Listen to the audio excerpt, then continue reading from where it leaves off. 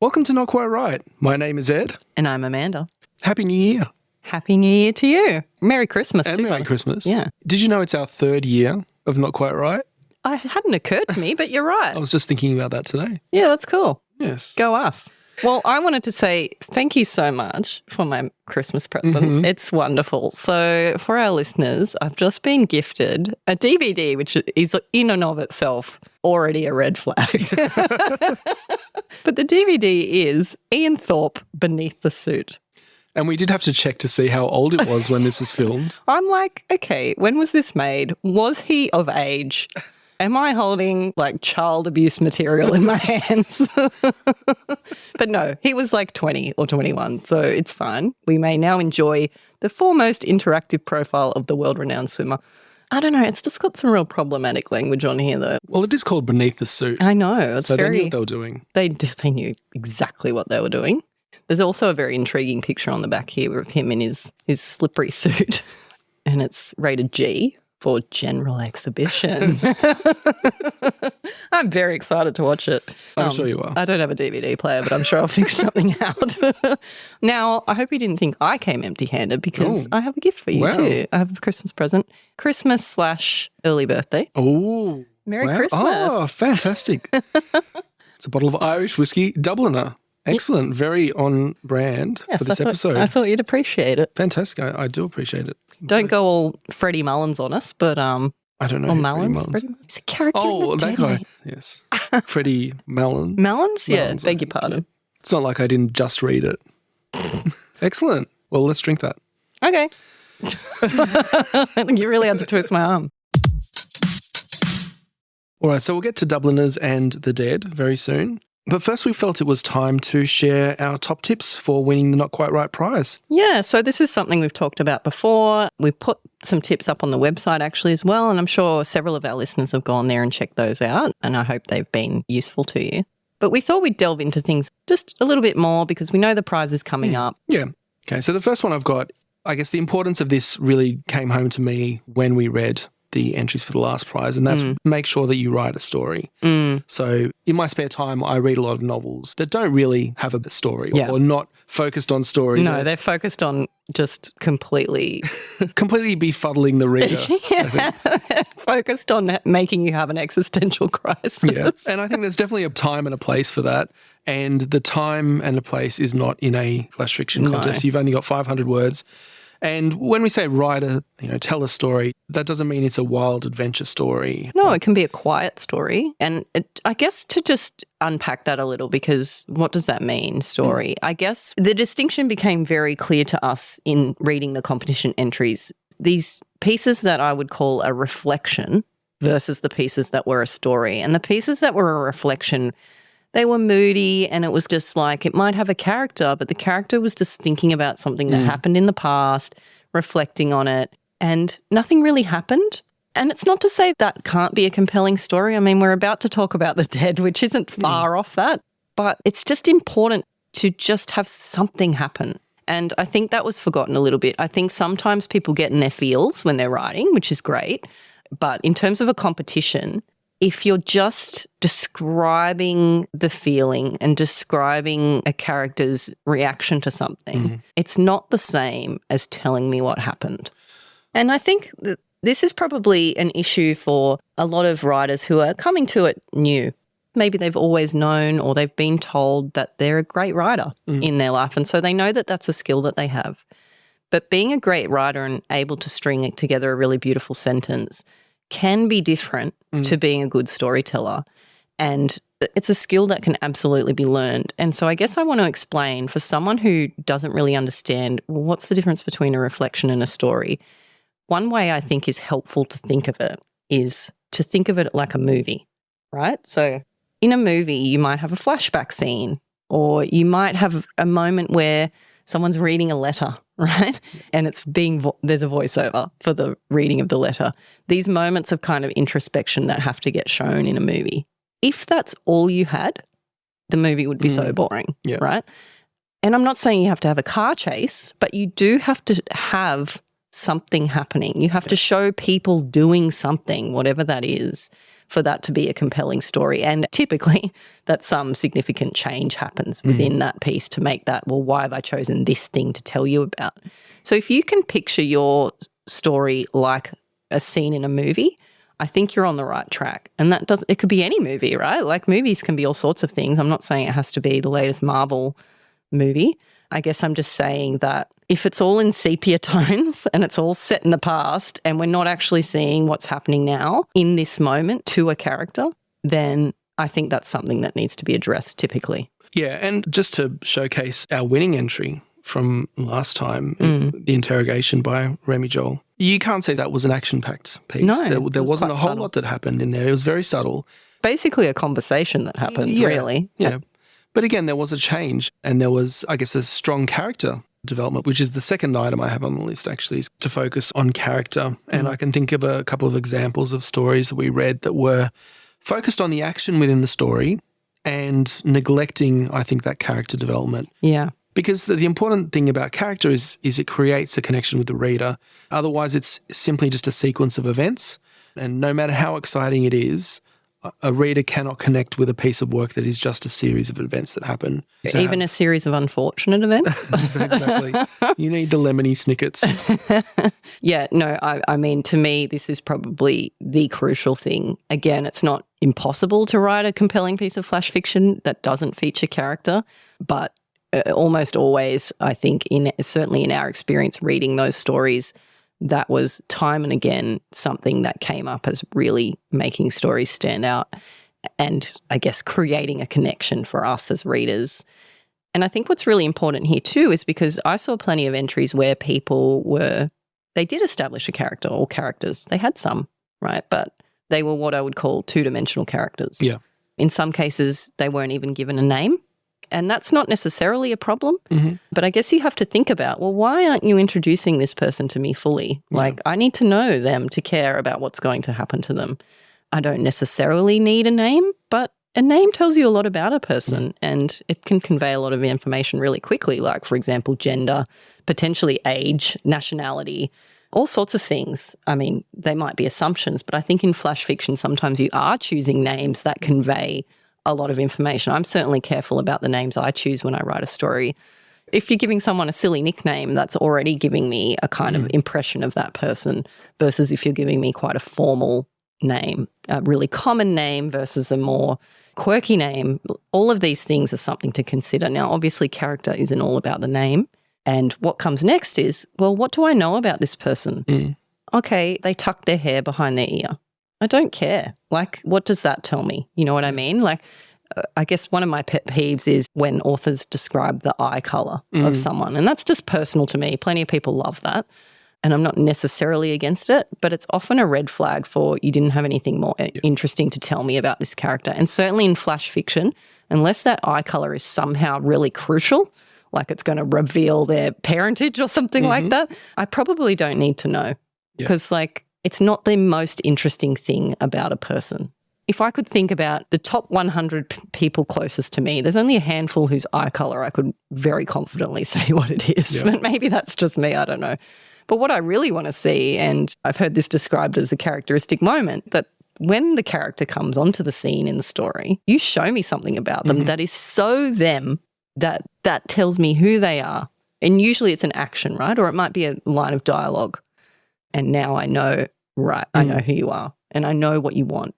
I think it's useful to focus on character, not just as a thought exercise, but practically when you're working through your story, especially on the second and further on revisions of your story. If you're sitting there looking at the page and you're stuck thinking, well, what is my story about? How am I going to grab the reader? The answer to that question is almost always character and not adding more explosions or making the story more flashy. And there's always more detail that you can add into the story to make that character come forward for the reader. And I'm not great at that, I have to say, in my own writing. Like, I find character is something I have to add in later. Yeah. I find my characters aren't well defined when I start writing, and it's not till later that I've sort of gotten to know them that I can better flesh them out. And maybe that's true in your flash fiction too. Like, okay, you've written your first draft, fine. Let's not expect that to be perfect by any means. But now give us a little bit more colour. Colour in your main character. enough for us to care about what they're about to do or what they're about to experience or how they're about to change. I think that makes sense, though, because when we set about to write a story, I think most of the time what you have in mind is a story and not a character. I think that's so these true. Are things that are I've got an idea, this funny thing happens, or a really cool setting that I want to explore. But who's in your setting and why are they the one whose story you've decided to write? And like you said, that person or that character may not be evident to you until you actually write the story, until you sit with it for a while and develop it. And if you get to the end of your story and you haven't really understood what your character is about and what are their motivations, what are they all about, then there might be time to step back and think, well, how can I develop this character and integrate them into the story and make the story about them? Yeah. One character or more characters, you've got room for more than one protagonist or one and why is main this character. Why is it special to them? What makes it uniquely their story and therefore uniquely human and universally human at the same time? Another piece of advice you often hear about character is when they come onto the scene, they need to bring the stakes with them, right? So what is it they want or need, or what happy little perfect world are you about to crash into and destroy? Like when a character is introduced in your story, and in flash fiction, it's probably going to be in the first sentence or two. Yeah. What are they bringing with them? So that's your opportunity to basically set things up, and you can use your character to set it all up, to set up what the end of the story even is going to be. All right, so the next couple of points I have here, maybe you agree with them, maybe you don't. I'm not sure if they'll be controversial or not. I want to address the anti-prompt specifically, because it's something that we do. It's our twist, if you will. Gotta love a twist. Is the anti-prompt, and it's not something that people may be used to in writing competition. So my next tip is that the anti-prompt is not a license, it is a challenge. Right? So what we're doing is we're asking you to break a rule of writing, remembering that rules are there for a reason. Yeah. And the reason is that they tend to make your writing better. So the purpose of the anti-prompt is not a license to just throw the rule out the window and write the worst thing that you can possibly write. It's actually to find a way to break the rule in a way that supports your writing and that makes your writing better or makes it different or interesting. Yeah, it's kind of like a next level challenge, right? It's a bit tricky. And so people, if you are coming to this as a new writer or an amateur writer, as most of us are, thinking that through deeply can be difficult. Yeah. So in the first Not Quite Right prize, our anti-prompt was to break the rule of avoiding adverbs. So a lot of the responses we received were including as many adverbs as they possibly could. But look, there were people who did that and did well. And I guess overwhelmingly, the response to our anti-prompt of avoid all adverbs, most people who weren't confident just had one. Yep. They just had one or a couple, and they didn't delete them and they just embraced them. And that was enough. That's fine. Yeah. That's fine if that's the level that you're operating at and that's what served your story. We had some people that challenged themselves and went all out and were like, I'm going to put an adverb in every sentence, or I'm going to include as many as possible, or just heaps. And almost always that was not the right choice. Yeah. Because, as you indicated, that rule's there for a reason. Adverbs tend to weaken your prose. And other times, a strong adverb is exactly what you need. Yeah. And experienced authors would know that. Sometimes you need it and you should use it. Even Stephen King uses them, right? Yeah. Even though he's so anti. Sometimes it's the very best word to choose. And so some people did do that well. And there were obviously some really creative takes as well. And one that I saw a couple of times was people who used an adverb as a character name. And so that became a central feature without detracting from the story. And it just became their inspiration for that character.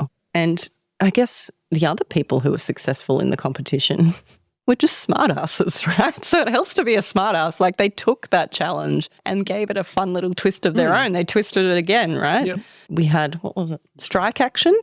So in Strike Action, we had a character called Lee, and that became the suffix for all these words. So we had proud Lee, loyal Lee, and that was really fun. I really liked that, and it just felt like a clever little approach. Yeah, and I guess that leads into my next point, which is don't worry too much about the prompts. Write the best story you can. Yes, I think that's 100%. The most important 100%. thing. The reason we have prompts, they're there to inspire you. They're there to demonstrate that you actually wrote the story for this competition. And you need to absolutely make sure that they're included. And we definitely love seeing those prompts interpreted in interesting ways, for sure. But above all, we want to read great stories. That's right. So the story should come first. You shouldn't be sitting there thinking, how can I showcase these prompts in the biggest, boldest way possible? Just write a great story. Yeah, for sure. Okay, my final tip is avoid gimmicks. Okay. So what was the I just learned the hermit crab fiction. Hermit crab I never heard of that before. Now which I know. is basically borrowing like a shell from a known structure and then just sticking your story in the middle of it. Okay, that hand gesture you just did was very offensive. All right. Okay. I've got a lot to unpack there. It's the hermit crab. I don't want to know. Anyway. No, that's good because I wondered what the term hermit crab meant and I wondered for like 5 seconds and then I got distracted and started thinking about something else. But now you've explained it to me. That's wonderful. And now I've got a hand gesture to remember it by. That's even more wonderful. I think you're too distracted by your Ian Thorpe I know, DVD. I'm still in there and it's very hot in here. Yeah. I don't know if it's just Thorpey or... Yeah, so we're talking about, stories that are written into a shopping list. Yeah. And look, I think there's a time and a place. And sometimes you come across a really compelling one. I've seen them. I've seen plenty. Yeah. But I think that they are at this stage, at this point in time, they're quite overdone.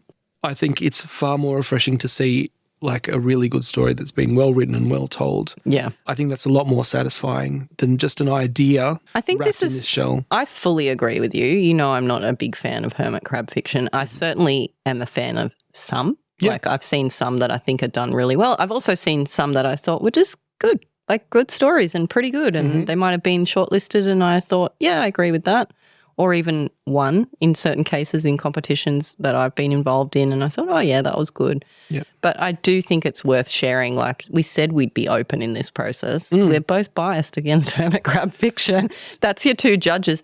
That doesn't mean don't do it. I mean, we said previous episode where we talked about how to win, like be sure to challenge us. If you're passionate about hermit crab fiction and you want to teach us a lesson, by all means, we welcome that. It's not like we're going to throw it out with the rubbish. No. We will absolutely read it. And if it's a great story, then we're probably still going to love it.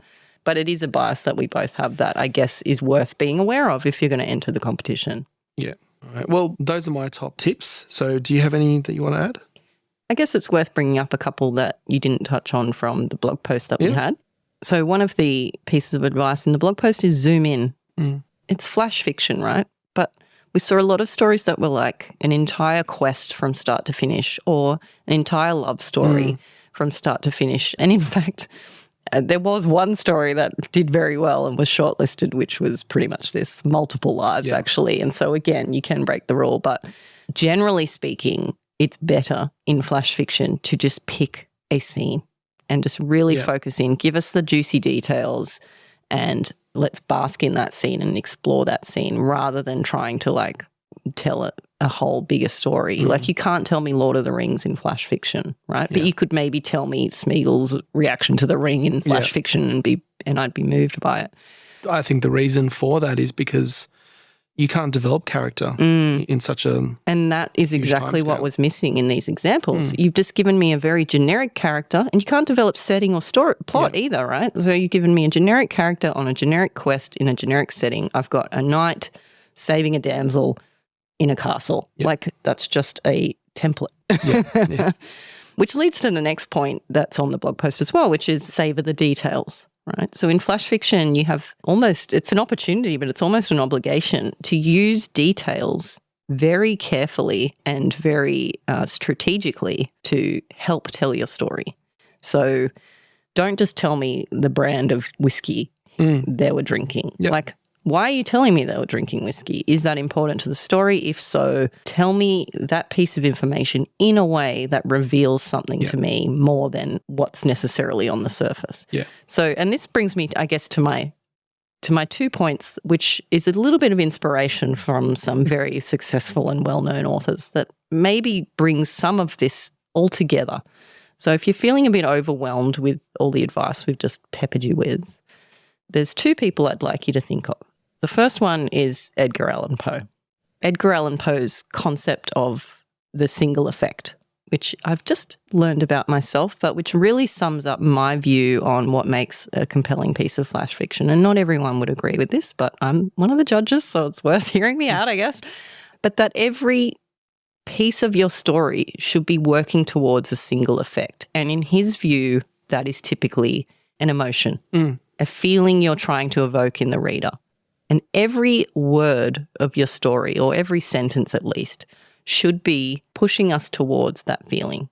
So if it's melancholy that you're wanting to convey, then the choice of drink someone's drinking, how they're drinking it, where they're sitting when they're drinking it, what they look like all of those things can contribute to a sense of melancholy if you choose the right detail. Yeah.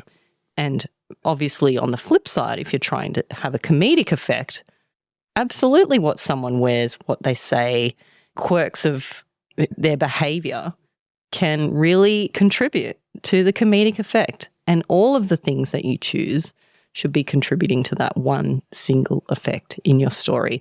And if nothing else, that's just a case of making sure everything in your story needs to be there. Yeah. And it's such a huge opportunity as well to develop character by selecting not only details, but anecdotes, parts of the story that you're focusing in on. There's a story I always think about from last time that did this really well, and I can't remember the name of the story. It's the one where the dog shits on the carpet. Do you remember that one? Truly, Madly, Deeply? Yes, it is. It is Truly, Madly, Deeply by Kathy Prokovnik. And that's a story that's made up of this about 5 or so just really like vignettes. Small vignettes. Yeah, exactly. Small anecdotes that are just chosen to perfectly paint these characters. And to set up what happens in the story. Exactly. So basically in the apartment where the dog shits on the carpet sets up what these characters are like, the two main characters, how they're different, how they're similar. Where they're at in their relationship. Yeah, exactly. And all of those details are so well chosen. And even backstory is conveyed like very quickly and simply just by the choice of details. Yeah, and what I really enjoyed about that story is it's not a single scene. You kind of move dynamically from these, just through these little slices of life that really illustrate these characters and lead, as you say, to this fulfilling conclusion because you understand these characters. And that's only managed to be done because of these little details, these well-chosen details that are all kind of working towards this purpose. Yeah, absolutely. So I think that's a perfect example of that. And I guess if you think of everything through that lens, you're probably going to be doing pretty well. So the second author I'd like to call back from the dead, if you will, to learn from is Hemingway. And Hemingway has the iceberg theory. We all know icebergs, right? Fatal to Leonardo DiCaprio. Yep. But his theory is basically that most of the story should be beneath the surface. So only a very small percentage should be on the page, basically, and everything else should be left between the lines or beneath the surface for the reader to discover on their own. And that's not essential. You can tell me a pretty straight story and it be compelling, but I think if you want to really grip someone and if you really want to get them thinking and have them thinking about your story long after they've put it down, that's the way to do it. I just watched a movie, Titanic, which I think encapsulates that. No, it was The Avengers. It was May, December, starring Natalie Portman and Julianne Moore. Just came out recently. It was really good. It's a great example of the story being just below the surface and you get little peeks into it. And by the end of it, you have worked out what that story is, but it's never stated. I think a good example from our last comp was the Backmeyer Bridge, Summer of 08, I think is the title. And in that story, a lot was beneath the surface. We certainly saw what happened. There was a scene, but there was a lot more going on. And I believe I was critical of it at the time, saying maybe there was a little bit too much that was left unsaid, and that's debatable. That's just a matter of opinion. But certainly it benefited from giving us more to think about. And I mean, I'm remembering it now, right? I didn't have to look that up. I remember the story well. Yep. And that's why that one stood out for us. So I guess with all of that in mind, like ultimately, my number one piece of advice is have fun. Yep. Please have fun. Do it how you want to do it. Yep. Be shit at it. Who cares? But just do it. And this is art. Like, you don't know what it is until you uncover it. And it's your baby. And it's like, let your freak flag fly. Like, what do you want to say in the world? Because I can get friggin' ChatGPT to tell me a story. You know what I mean? Or like, what's your story? What do you feel like on that day or that weekend that you really just want to put out into the world? Because, ultimately we're all humans and that's the connection we're all seeking. For sure. And I think that enthusiasm and that love of your own work comes through. There were so many stories that we read last time that, I don't know, just made us laugh, and you could definitely see that the writer was having a good time. Worst case scenario, right? Worst case scenario, you don't long list. Mm-hmm. But if you liked it, you still win. And I guarantee if you really liked it that much, other people would too. Yeah. So that's what I would hope for everyone, that they have a good time, that they produce something that they're proud of and can pat themselves on the back over. Each episode, Amanda and I take turns recommending each other books or movies that we may not have chosen for ourselves. It's a segment we call Get Wrecked. So this time I recommended to you the short story The Dead by James Joyce, which is the last story in Dubliners. And we haven't really spoken about short stories before. No, just really short ones. We talk about really short ones a lot. That's right, really short ones. But what do you think about them? Are you a fan? Have you read much in the way of short stories? I've read some. I remember going through a phase where I was like looking for them and wanting to read famous ones, and just, I guess, I didn't have the capacity to read every book under the sun, but I thought I'll read some highbrow. What'd you read? Short stories. Well, I've read Hills Like White Elephants by Hemingway, The Yellow Wallpaper, and The Box Social, and The Most Dangerous Game. So, I mean, that was literally from Googling famous short stories, and that's what came up. And they're famous for a reason. They're really good. I recommend all of them. But yeah, I don't know. I guess I don't really like them. Like I recently took out the Joyce Carol Oates collection of short stories from the library, and I fucking hated it. Yeah. I don't know why, but it just feels like such a wank half the time. Like you're not really telling me a story. You're just like evoking a mood. Yeah. And it's not a mood I'm into. Yeah. But having said that, like some of these stories are quite compelling. Like I said, they're famous for a reason. What do you think? Am I crazy? Yeah, I feel the same way. And I've read a few short story collections, quite a few. And I went and looked at my Goodreads to see how they rated.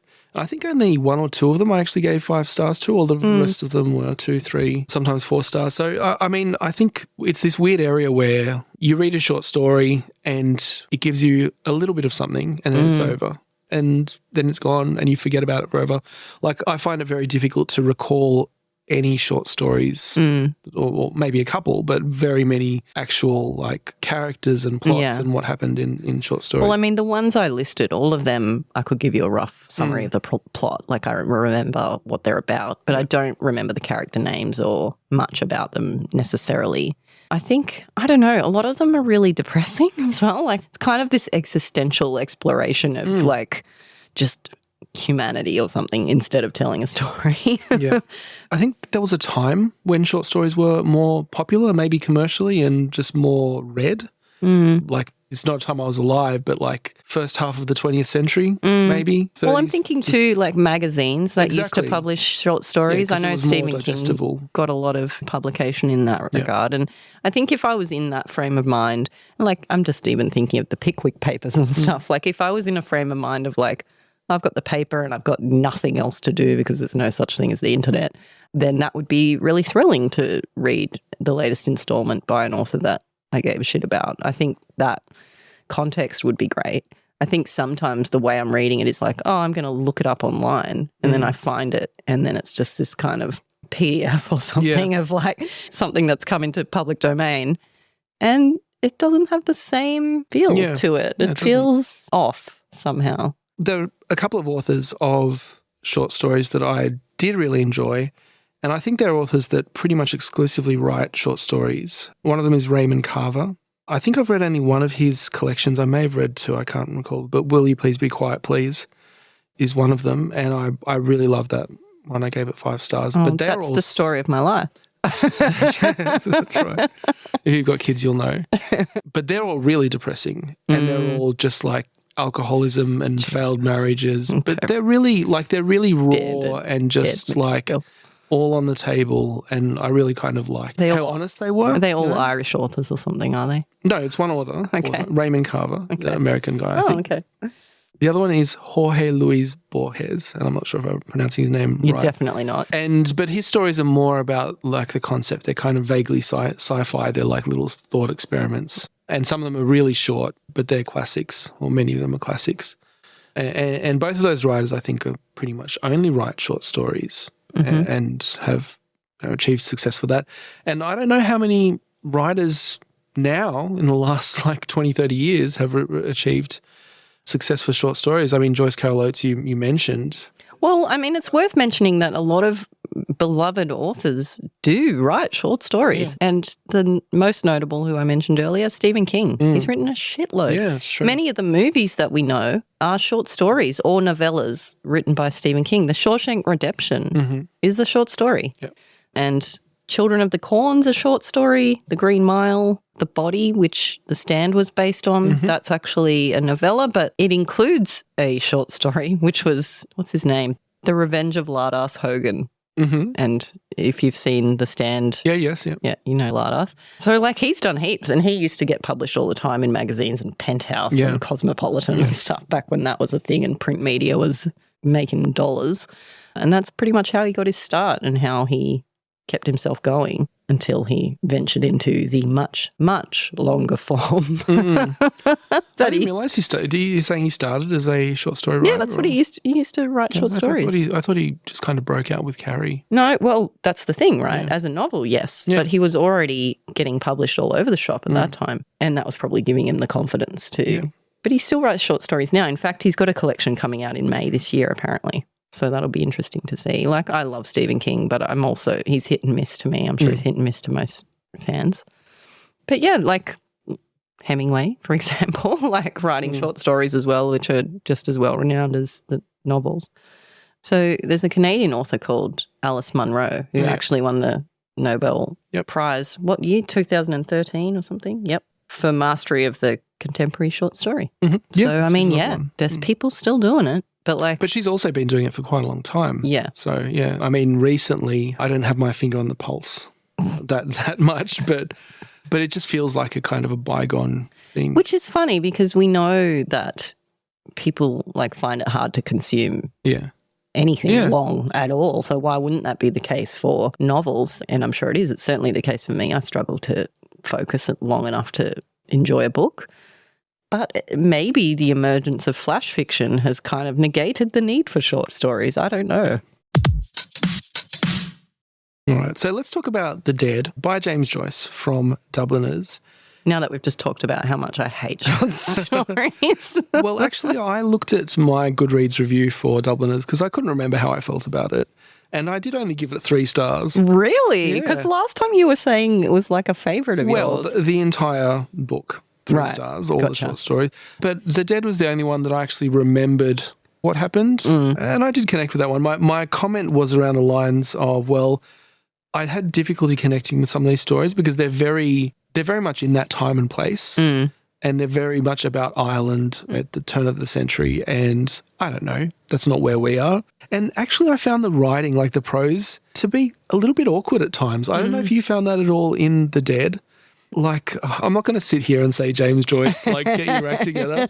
But it was a little bit clunky and weird at times. I don't know. That wasn't something I noticed above other things, but, well, please give us a little summary. What's it about? So let's give an outline of the story. So the setting is Dublin at the turn of the century. I think it's 1904 or 1905. And at this time, Ireland is still under British rule. It's not yet an independent country. And we're at a house in Dublin, I guess on the society side of things, we're at a fairly high-class gathering, a party which is held by the Morkan sisters, who are Kate, Julia and Mary Jane. And I believe Mary Jane is actually not technically a sister. She's the niece. An adopted niece. And the Morkan sisters have... She's not an adopted niece. She's just a niece. No, she's the niece, but she's been adopted as one of the, the sisters, whatever. Yeah. So the Morkan sisters have inherited the house from their brother, I believe.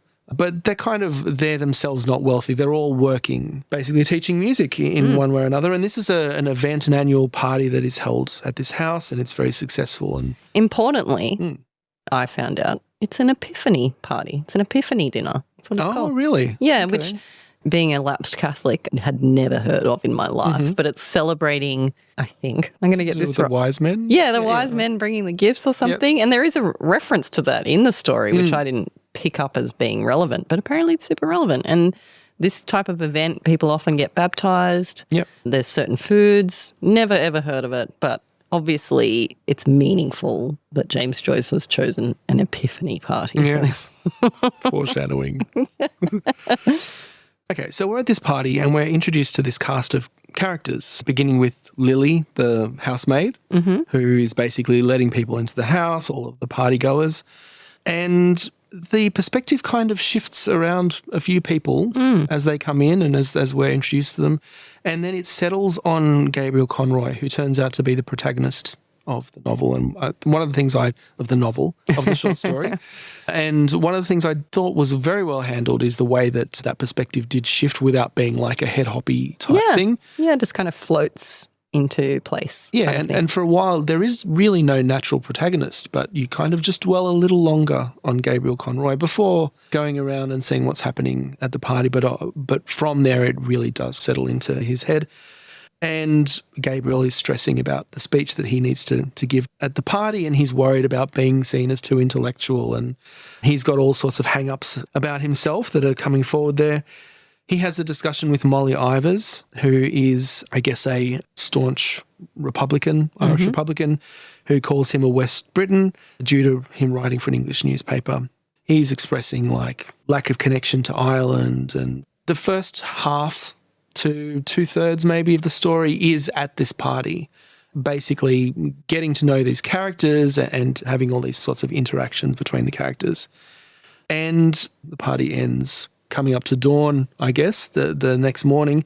And there is a singer there, Bartell Darcy, and he's, as people are getting ready to leave, he's upstairs singing this song called The Lass of Aughrim, I think it's called. And some of the people, as they're leaving, overhear this song. And one of the people is Gabriel Conroy's wife. Greta, thank you. And the song reminds her of a boy that she knew when she was younger. And that's where the story kind of takes a different turn and becomes about Gabriel and Greta. And so they have the coach ride home, where what's contrasted is his mood versus her mood, and his mood is very much like, what a great night. I guess he's in his own little he's world. finished his speech, so it's like, you know when you finish your speech at a wedding and then that's when you drink and you're like, ew. Yeah. And they go back to the hotel where they're staying, because it's made clear like it's the first time they've been away together, and he's getting ready to get it off. And he's kind of a little bit oblivious to this mood that she's in, where she's just all sad and mopey about Michael something. Fury. So she lays out this story about Michael Fury, who is a boy who fell in love with her Hanson style, as if they just met at the swimming pool. And what is it with me? Swimming pools. Yeah. he ends up waiting for her or standing outside her house in the rain for hours, and ends up dying of hypothermia. I can't remember specifically what it is. He dies of just being outside. Yeah. Because you used to die of shit like that. That's back right. then. Wuthering Heights style. She just died of exposure to like rain. Yeah. I'm sure it was really cold rain, to be fair. But like, yeah.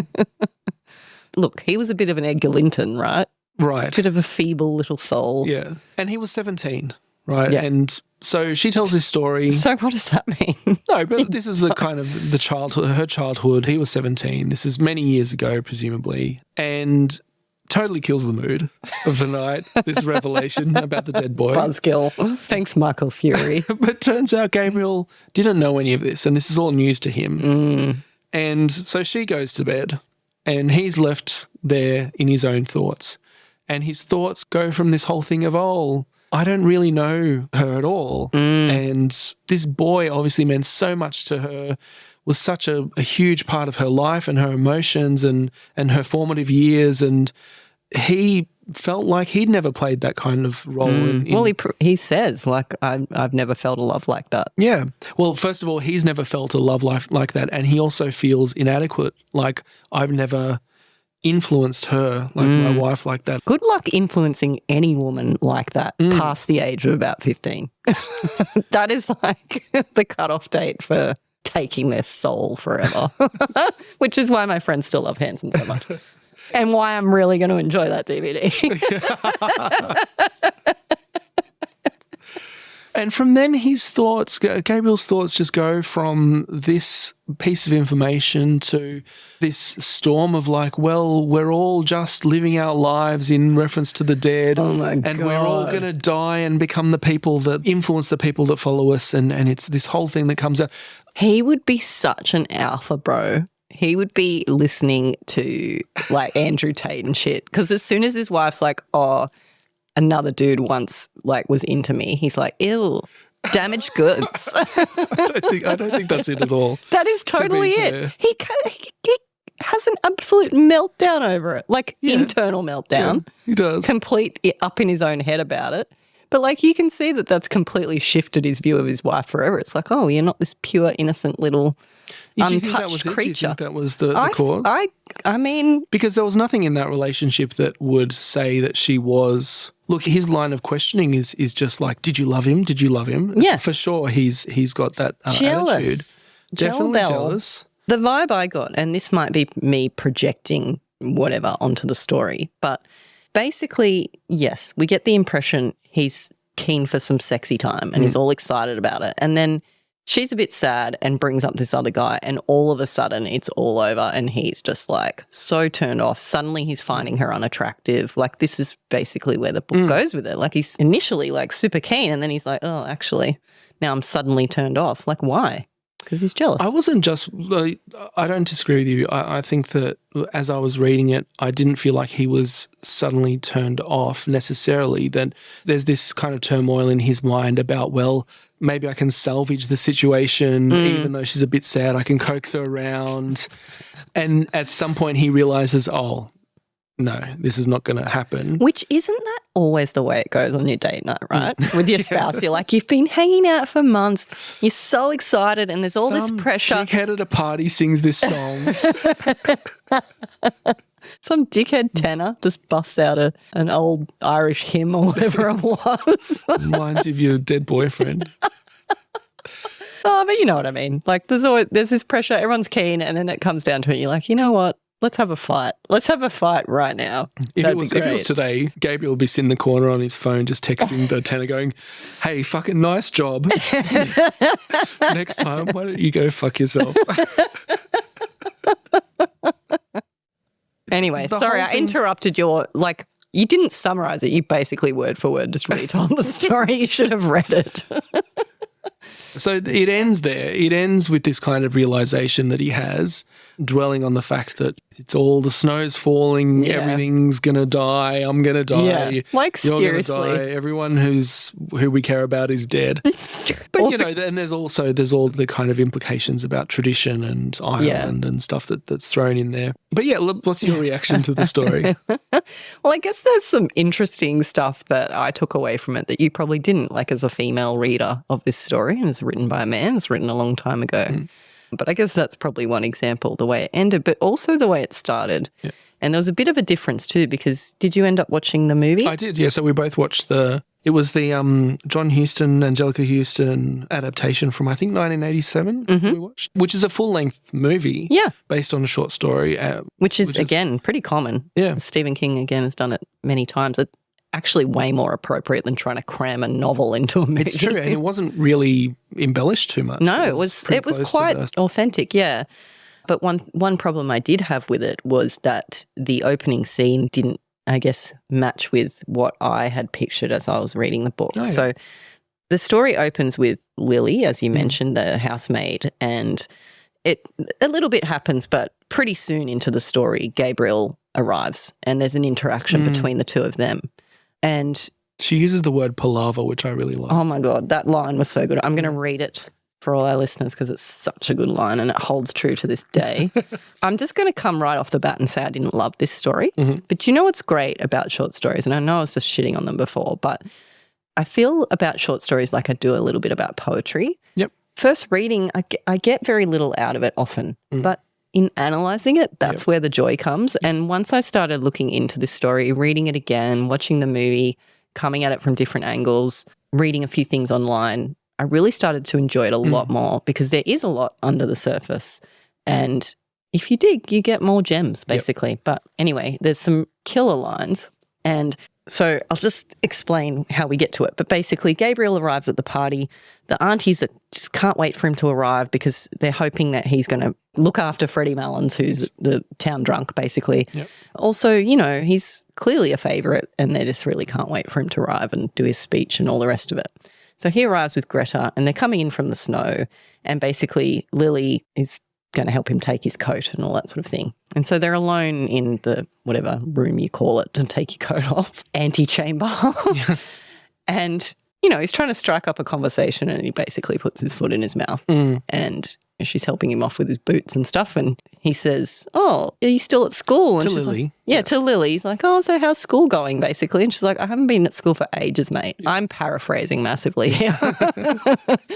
But this was how I read it, right? He's like, oh, how's school going? She's like, yeah, I finished school a while ago. And he's like, oh, okay, then, well, I guess you'll be getting married soon. We'll be hearing about your wedding. And the line she says is, well, it says, the girl glanced back at him over her shoulder and said with great bitterness, the men that is now is only all palaver and what they can get out of you. Yeah. And isn't that just still so true today, Lily? I hate to tell you. How many 100 years later? That's still the case. No, 100 years later. And then he gets all embarrassed. He's like, oh, shit, I put my foot in it. And he totally did. And then he's trying to make it up to her and then he tries to give her some money. Yeah. And she's like, I won't take your money. He's like, just take it. It's Christmas. And then he fucks off because he's like, oh, whoopsies. Like, I've embarrassed myself. I've embarrassed her. The way I read it when on first reading in the book was not just, oh, whoops, I sort of put my foot in it, but also like, he's being, A, really condescending and B, kind of hitting on her a little bit. Like, maybe not. Maybe, again, that's just me putting a colour to it that's not there, but it felt a little bit like just the way older men just flirt with young girls and just think they give a shit. And she's just kind of uncomfortable and just like, yeah, okay, like, no, I'm not at school.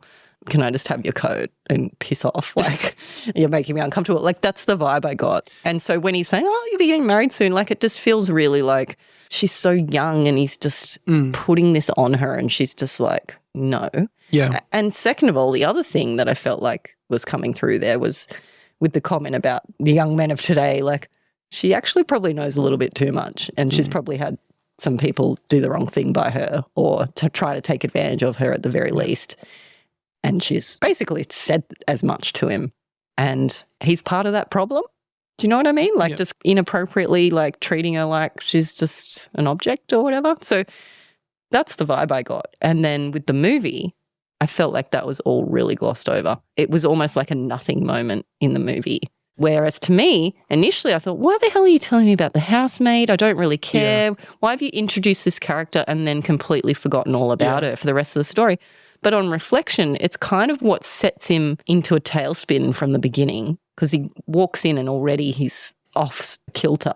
But also if you look at how the story ends and these relationships and how they play on people's minds and things, that perhaps it had a little bit more meaning from the beginning. So one of the interpretations that I saw was from Conroy's perspective. He's going into the situation with a certain idea about what societal norms are, that are traditional norms that he's come from and that's the past. And here's this young girl and the world is changing. Right. And the girls are not just going out of school and getting married. Like the world is a little bit different. And he's just putting his foot in it because he doesn't understand and he doesn't know. So he asked the logical question, oh, you're out of school? Time to get married then, because that's what it was. And here is this girl representing the youth of today who's telling him, no, actually things are changing. And he's like, oh, I don't know what to do with some money. Like that's, some money. That's the kind of dynamic there. If I had $1 for every man that told me I should get married right out of school.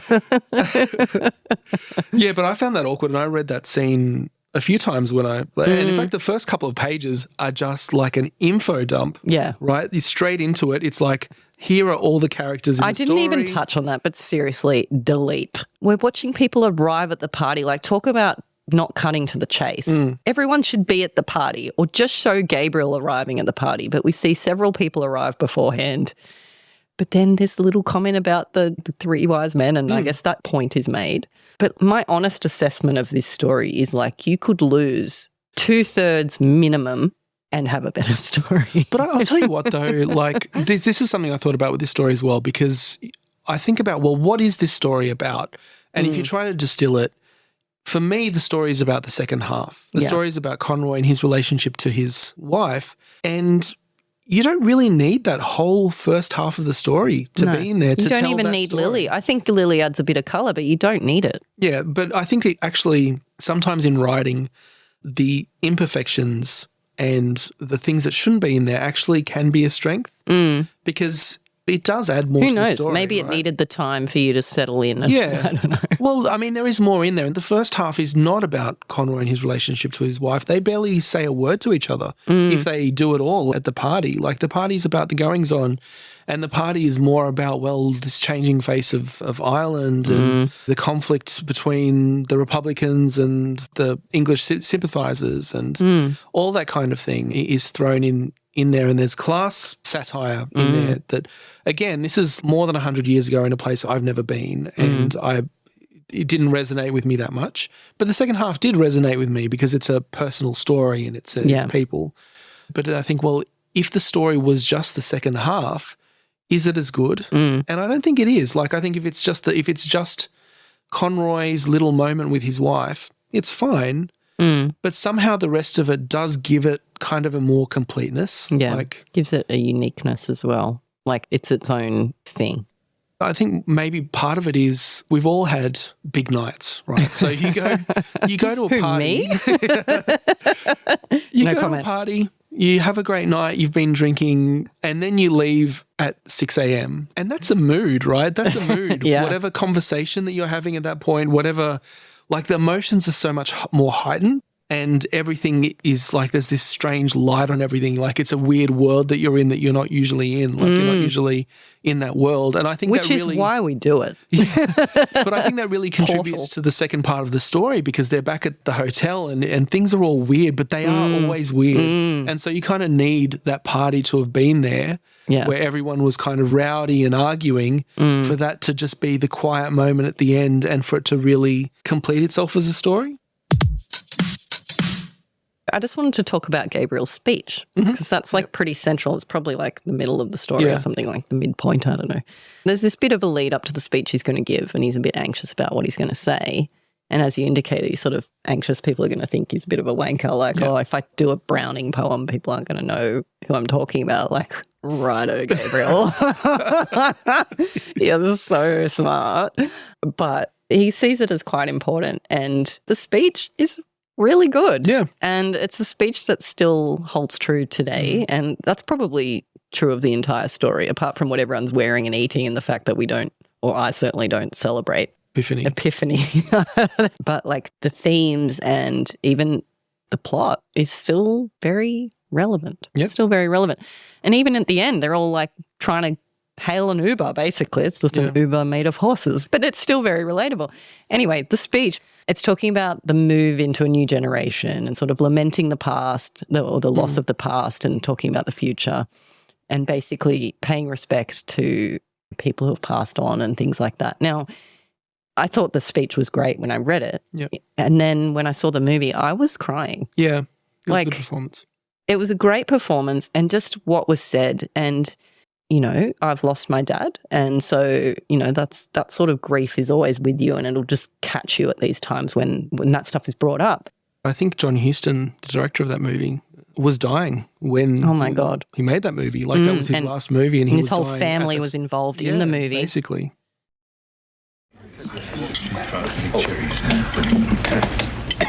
Ladies and gentlemen,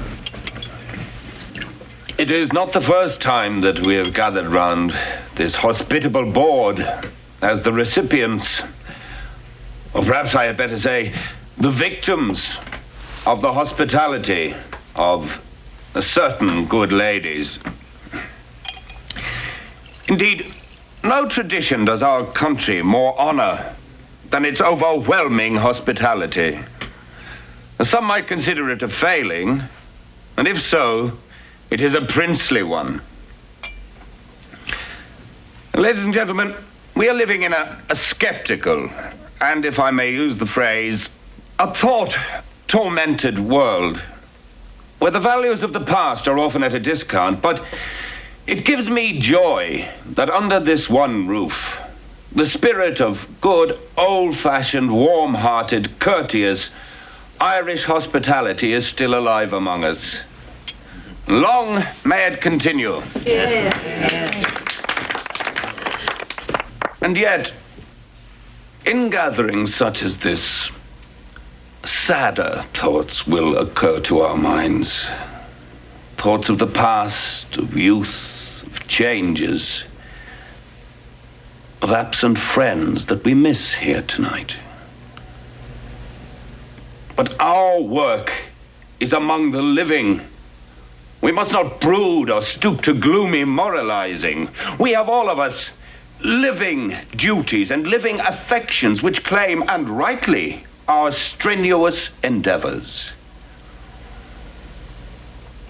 Now here we are met, momentarily away from the bustle of our everyday routines, in a spirit of good fellowship, in the true spirit of camaraderie, and as the guests of, what shall I call them? The three graces of the Dublin musical world.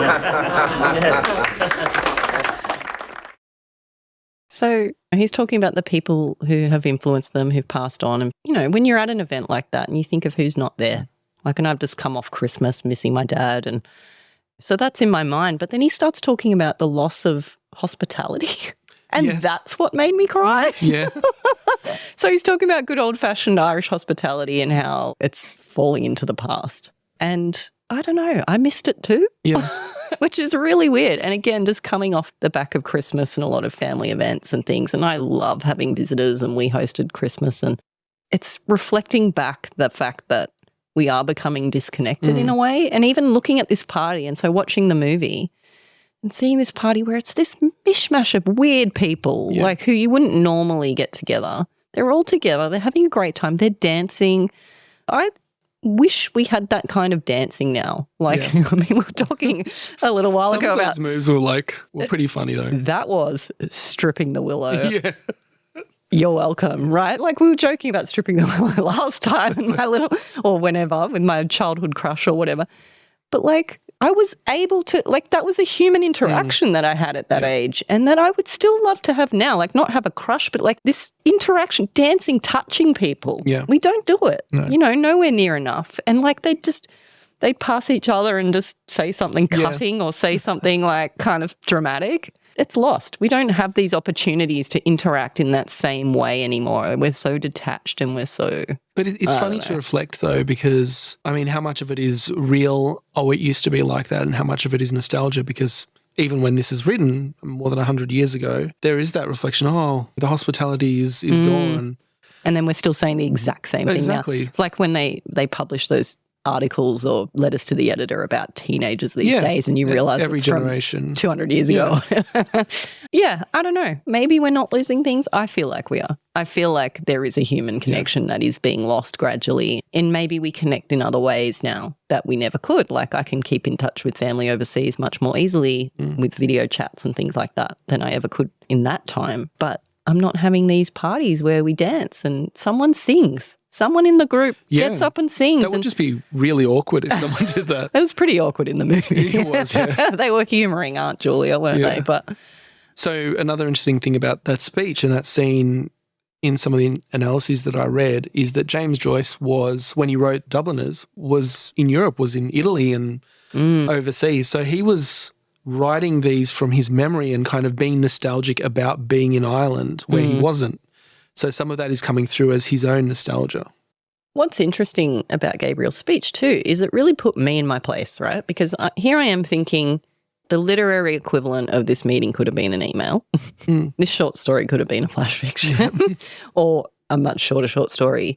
And then he starts on his little lecture about how kids these days don't appreciate the good old days and the ways of doing things. And let me find the... Sometimes I fear that this new generation, educated or hyper-educated as it is, will lack those qualities of humanity, of hospitality, of kindly humour which belong to an older day. So in other words, like we are hyper-educated.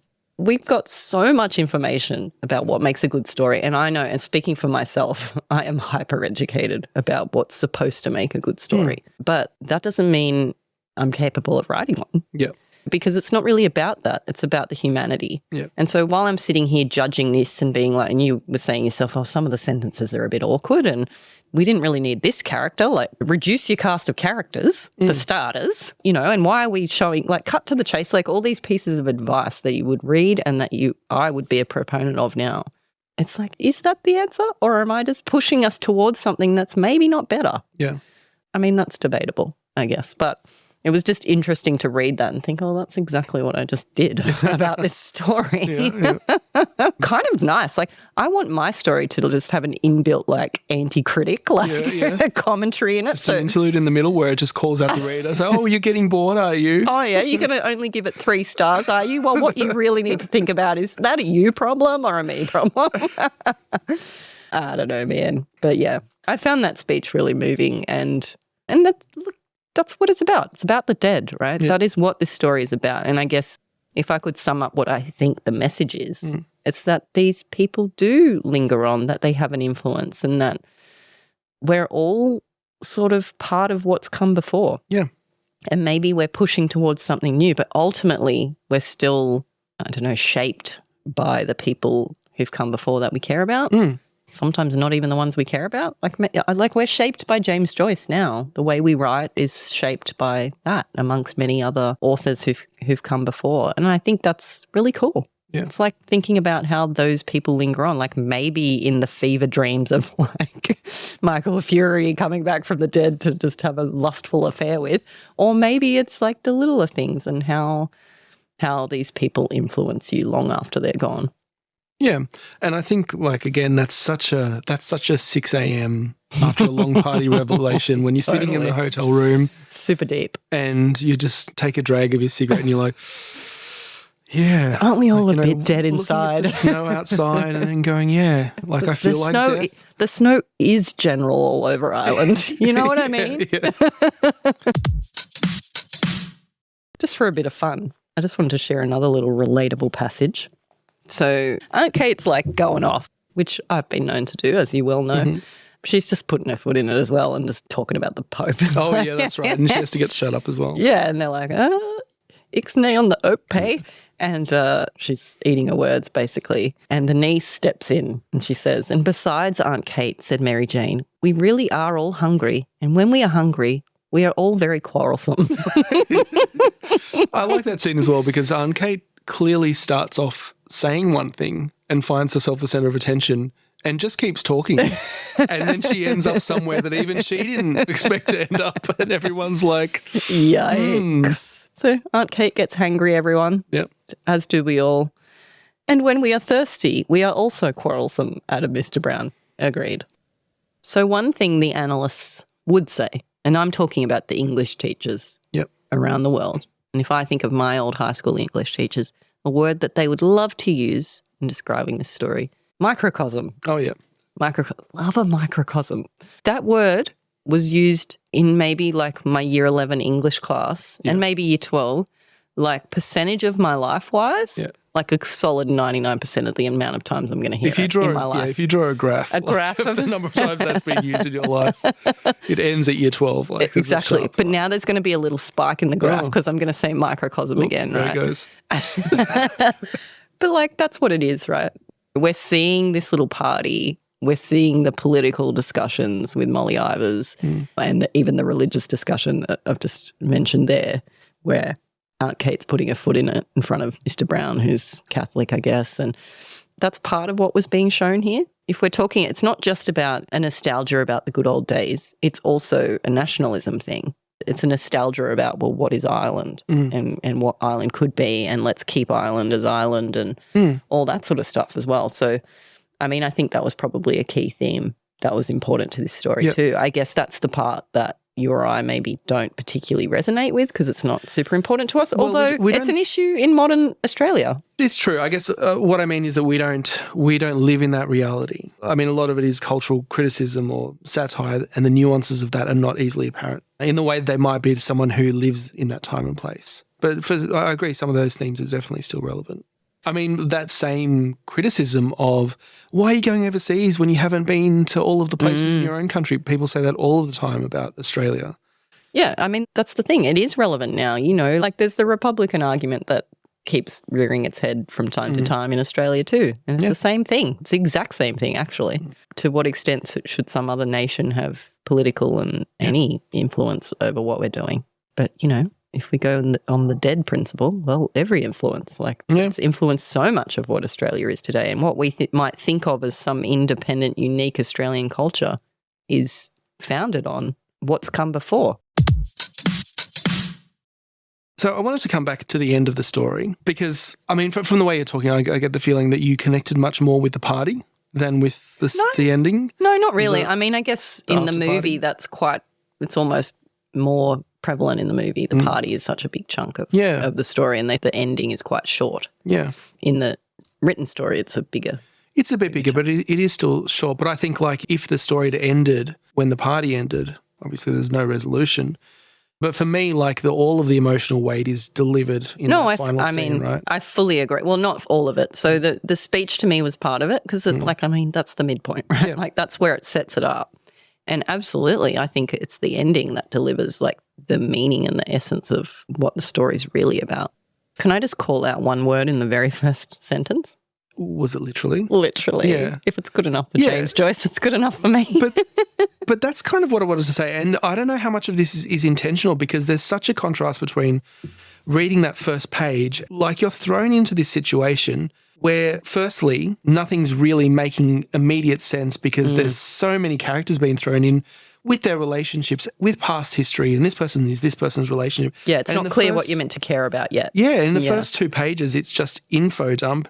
And not particularly, it doesn't have the appearance of something that's really been polished. All right, so you come give us your critique's eye on James Joyce's imperfect.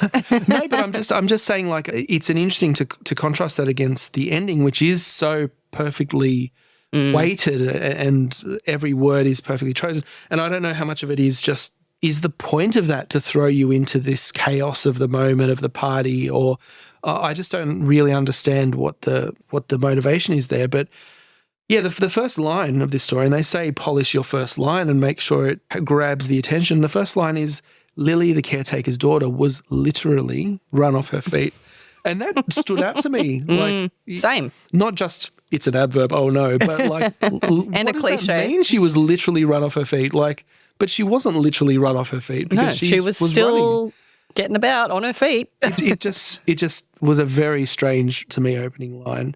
I don't think that's an opening that really captures you. And then from then it introduces a bunch of characters. And I had to read this page, like just go through it a few times just to make sure I had the characters straight and understand the relationships. So I'm going to contrast that because it does go into this really quiet, subdued and focused piece in the last page. Yeah. There really is a huge payoff at the end. How poor a part I've played in your life. It's almost as though I'm not your husband, that we've never lived together as man and wife.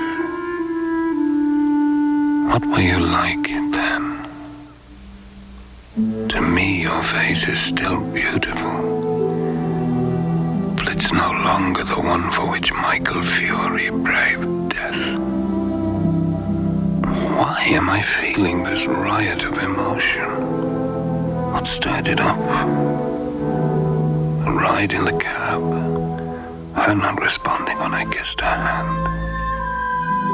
My aunt's party, my own foolish speech. Wine, dancing, music. Poor Aunt Julia. That haggard look on her face when she was singing Arrayed for the Bridal. Soon she'll be a shade, too, with the shade of Patrick Morgan and his horse.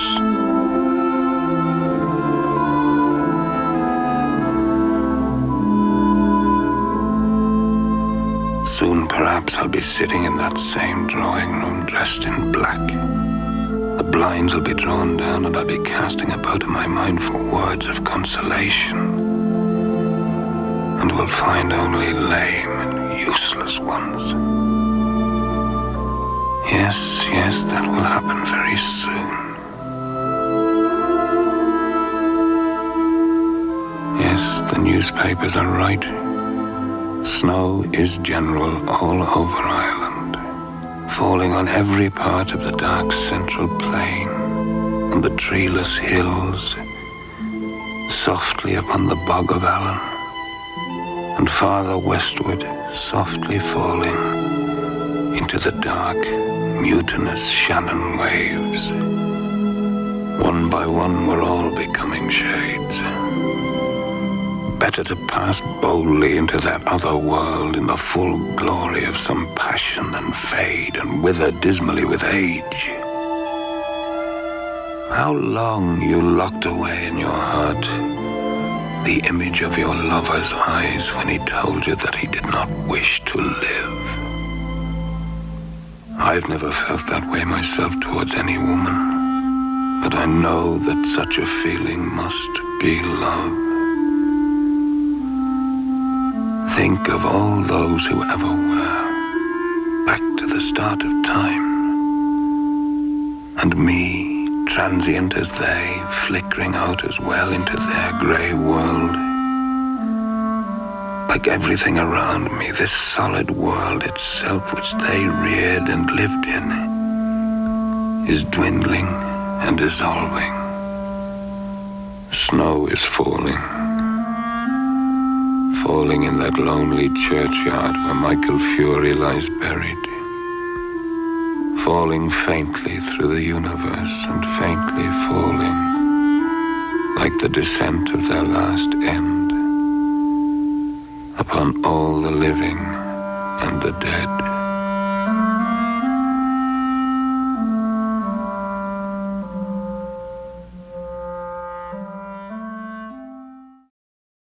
Those paragraphs are so carefully written. All this great imagery of bringing together all of the elements in the story that had built to that point and encapsulated in this story of Michael Fury and how we can never influence the living more than the dead, I guess. And then he links that into the idea of the snow falling gently, basically the living burying the dead or the dead burying the living, depending on how you think about it. It's equal to all. Like we all die, right? That's Yes. probably one thing that's common with everyone. Yep. But like also those paragraphs are incredibly relatable to me and clearly you too. And I just feel like that this is just like Midlife Crisis the musical, right?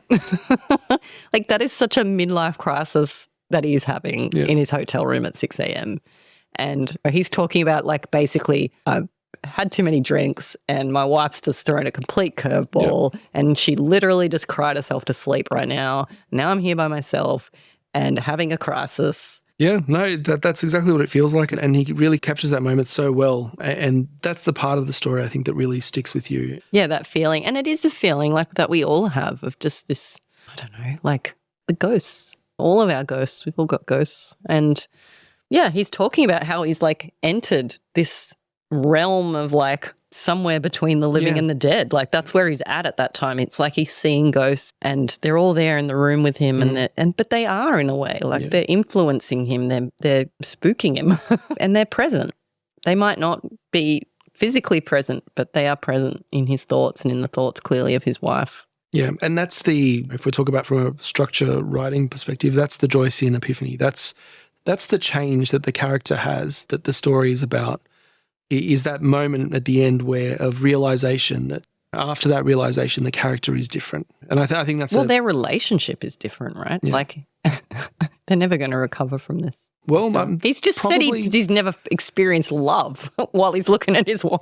But at the same time, I feel like they'll have a nice sleep, they'll wake up, and things will be back to normal. Yes, because it's just like, it's one of those things. Yeah, you just need some sleep too. You just need some sleep. You probably need something to eat.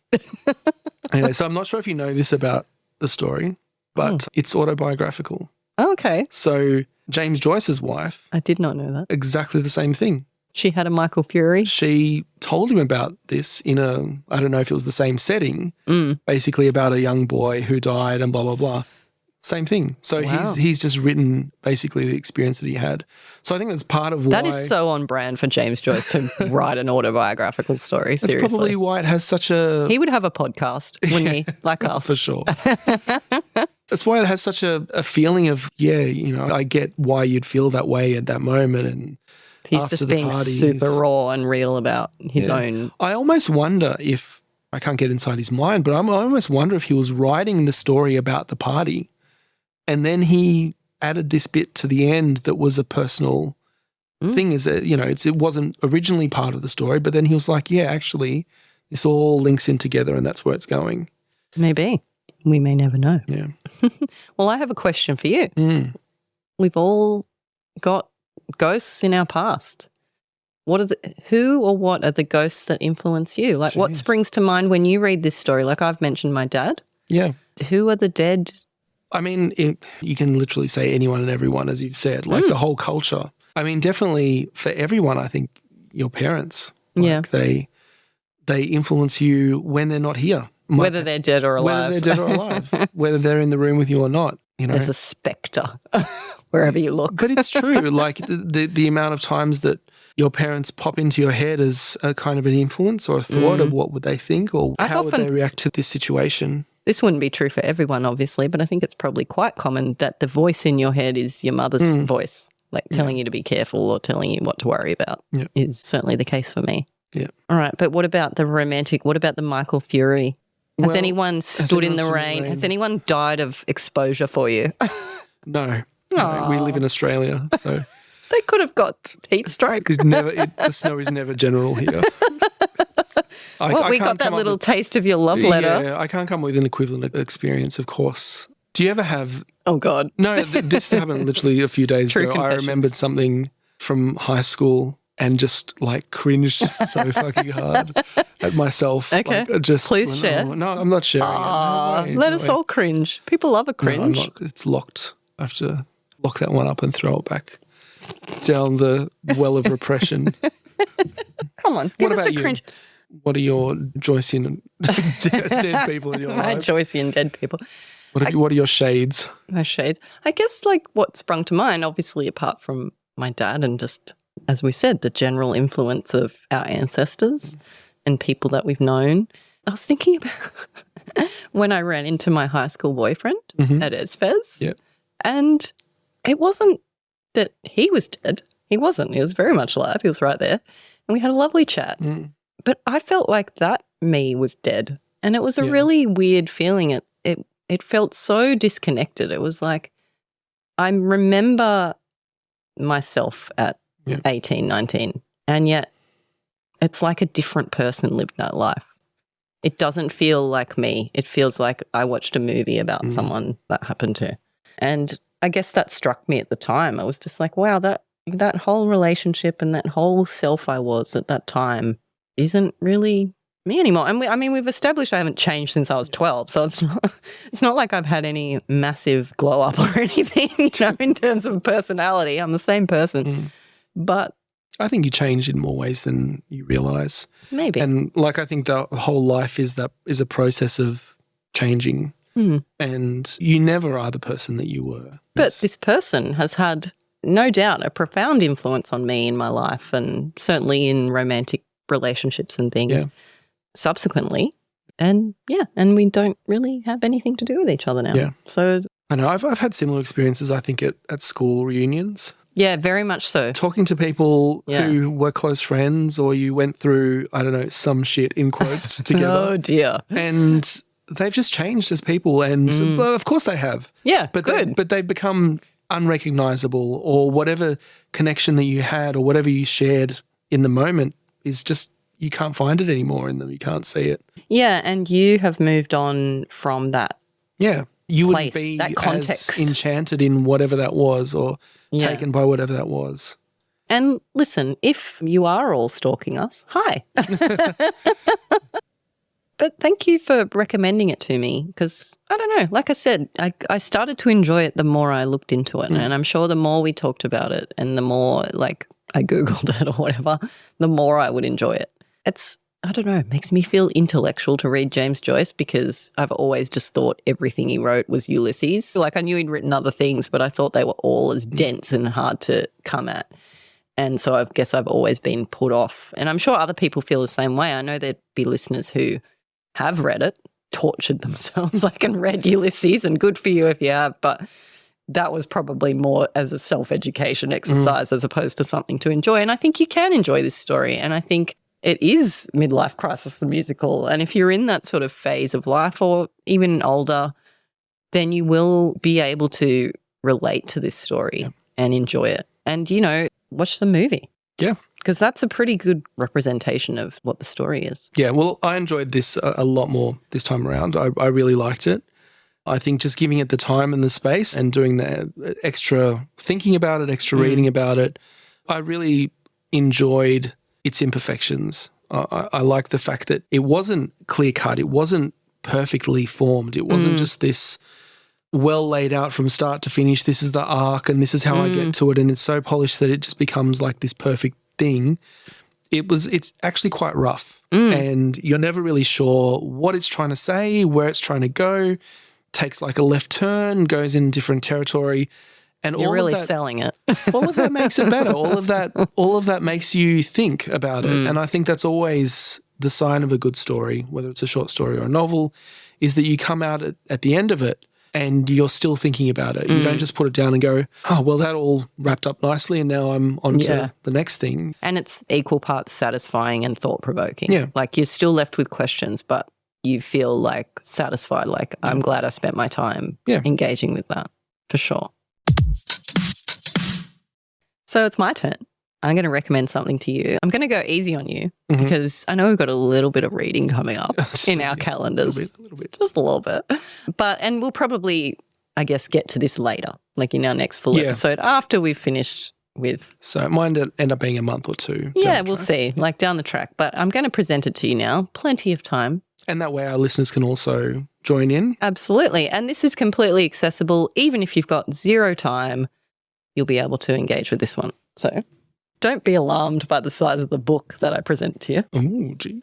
It's a collection of poems. Oh, poems. Okay. Yeah, I thought Harold it was Bloom. time for a poem. No, not Harold Bloom. He's the dude. The editor dude. Yeah. Yep. He's the dude who gets to write the preface. Claim them all as his own. Yeah. Have opinions. And actually, he's got some fun opinions about the ones I'm recommending. So what I want to recommend to you is the Lewis Carroll section. Okay. I want you to read the Lewis Carroll poems, and I want you to read Harold Bloom's introduction to the Lewis Carroll poems. So, yeah. Okay. This was a graduation present from my parents, this book.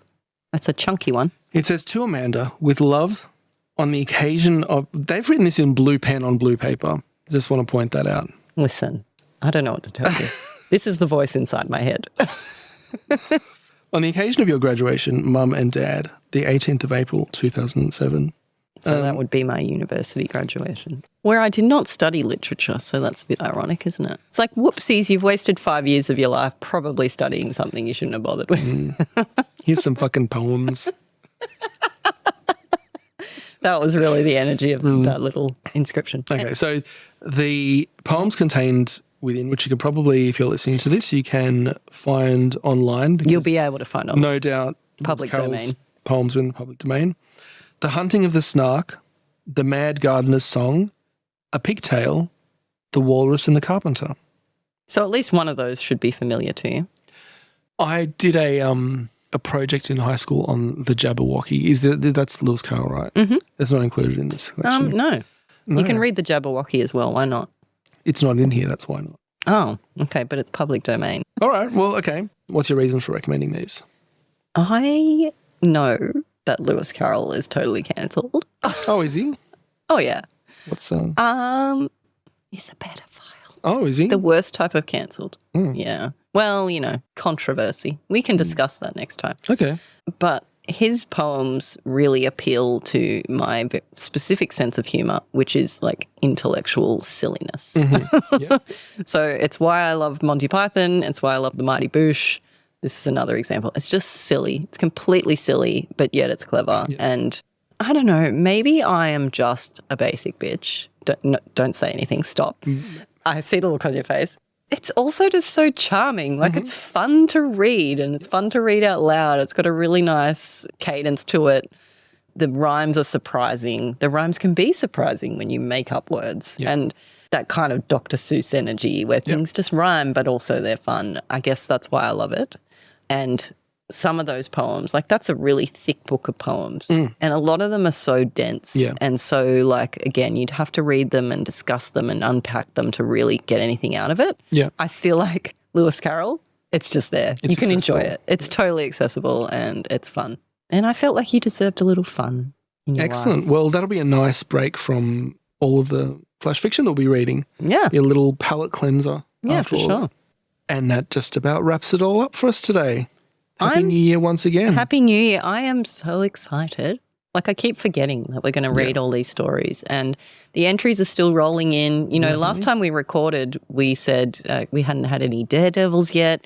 Even by the time that we released the episode, we did. We had 2. Now we've got 3. That's right. We'll be discussing those on the podcast as well, and I can't wait. I know they're a little bit scared. Don't be scared. Be terrified. No. No, I'm definitely looking forward to it. At the moment, we're still very much in preparation mode, Yeah. getting everything set up and ready to go. But I can't wait to just sit back and read all those stories. It was such a great time last time. Mm-hmm. Well, thank you, Amanda. Till next time, right on. Right on. Thank you for listening to Not Quite Right. If you'd like to reach us via email or follow us on social media, you can find all the links on our website, notquiterightpodcast.com. That's WRITE. And if you enjoyed the show, we'd love it if you could leave us a 5-star review on your favourite podcasting app. Something doesn't seem quite right.